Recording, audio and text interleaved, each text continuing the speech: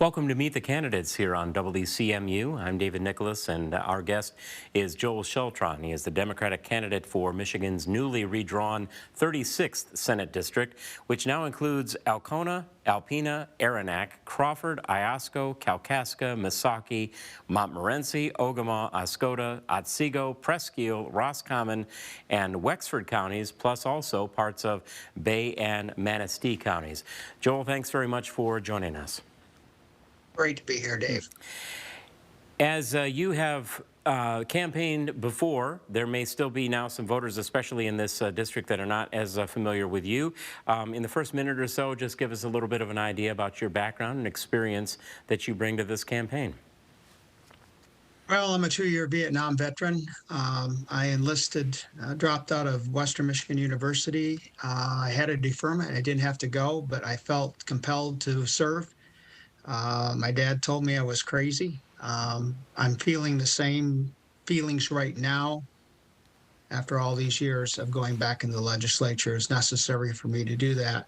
I was a state rep from 2004 to 2010. I think I did a good job for Northern Michigan. And my biggest asset really is the fact that I work bipartisan. I'm known that in Lansing, known that way in Lansing. And I think we need to return to that. We need to return to people working together to get things done and forget the politics side of things. So I've been in the private sector after I left the legislature as vice president of Elio Motors, vice president of Capiche, which is an online tutoring app company. And I did some work for other companies as well, like Arcimoto, which I'm currently doing now. I learned a lot, got a huge amount accomplished, 50 bills, 46 states, testified before the Federal Trade Commission event, worked globally. A lot of experience there on the table that needs to go back to Lansing. This district now includes portions of what you had prior represented in the House, but there are many other voters that you are now talking to. From your perspective and also what the voters are telling you, what would you say are the top 1 or 2 issues in this campaign? Well, the top issue in any campaign, in my opinion, should be working for the people. What are the people's agenda? Not my agenda, but the people's agenda. I work for the people. But if I had to separate out myself what I'm hearing, housing is a big problem, economic development. We got to continue to push tourism. I was chairman of Natural Resources, oversight of the DNR and the Tourism Committee. So a lot of people know me in Northern Michigan because of that alone, because of that chairmanship and the work I did, oversight of DNR and innovative plans and programs that I came out with.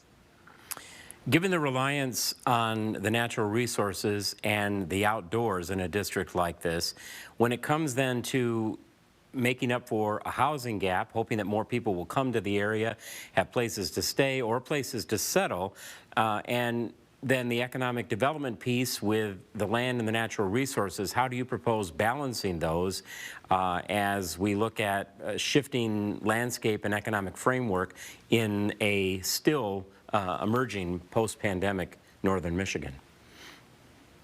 Well, we have no shortage of resources. We've got some beautiful lakes in Northern Michigan, and we rely heavily on tourism. So the most people we can get up, the better it is.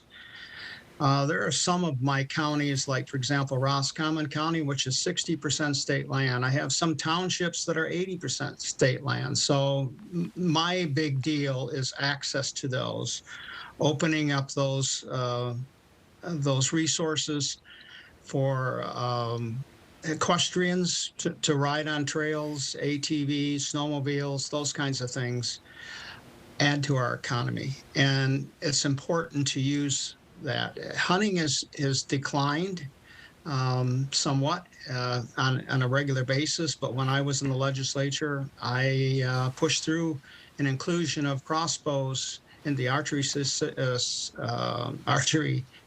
season, which added a 20% increase in license sales.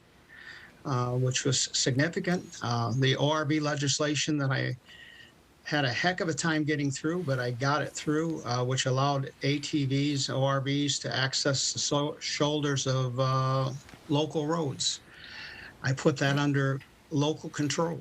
I'm a big local control person. I came from a township background, so I understand the need for that. So there are lots of things that we can do to bring people up there, and we know best how to balance, not Lansing. Northern Michigan knows best. One of my final speeches on the House floor was that people in Lansing want the 3 Ps for Northern Michigan: keep us pure, keep us pristine, and keep us poor. First two, I understand the need for that. The last one, I'm damn tired of personally. If we look at this from an economic picture, how was the economy, where was it centered in areas other than tourism? And as we look at it now coming from the pandemic, to create a vibrant and reshaped economy? Is it still centered in small businesses? Are there other possibilities of attracting larger employers to the area? What do local officials tell you they need the most? Well, they need a little bit of guidance as to why business actually move into a state. Why would they choose Michigan over Tennessee, for example, or Louisiana?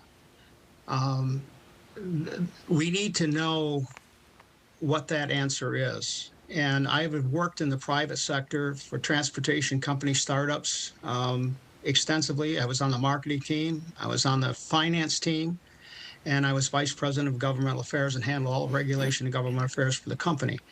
I can tell you that businesses would benefit from certain economic programs and come here. When I was in the legislature, I had a program called Believe in Michigan.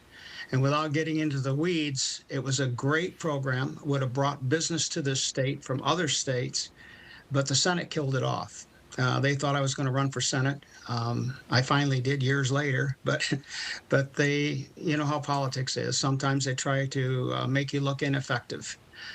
So I couldn't get that bill through. But since that time, working in the private sector, I have had the opportunity in all of these different states to watch other legislation, to see what legislation works and what doesn't. And I've got some great ideas that I've gleaned from that.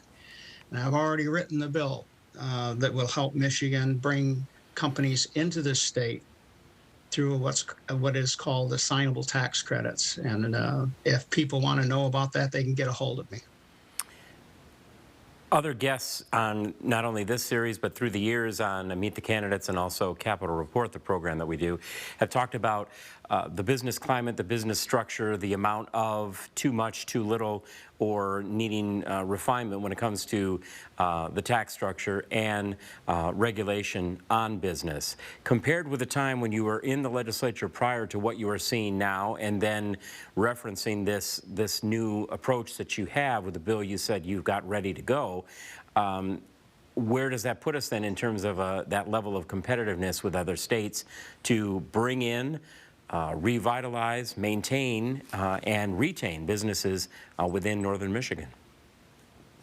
Well, how this would work is, let's start with my policy on tax policy. I used to sit on tax policy, and I learned a great deal from the Speaker of the House, Andy Dillon.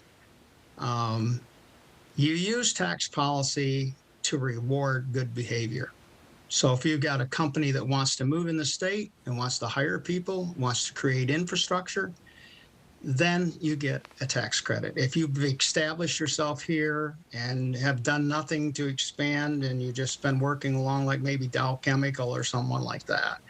I'm not so hep about doing that, giving tax breaks for no reason, really. But I like to use the tax policy to encourage businesses to come in from other states. Local units of governments do the same thing. Some of them do. We'll give tax cuts for particular companies to move in. in the end, it's got to benefit the public. And in the end, those new jobs, I think, will benefit the public, and the new revenue will pay for the tax cuts. But it goes back to one thing, and that's rewarding good behavior. If you're a good business and you are doing well, doing well to support the state and the people of this state, then I'm willing to look at giving you a tax cut based on those efforts. Do the officials tell you then that, again, we say in that lens of post-pandemic, or at least coming out of, that there are businesses that are lost forever, or do they see then a shift to other types of businesses, and the climate then and the economic base and the foundation to get those up and running again? You say you believe in local government.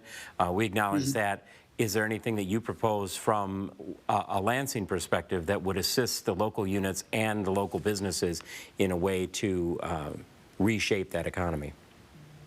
Absolutely.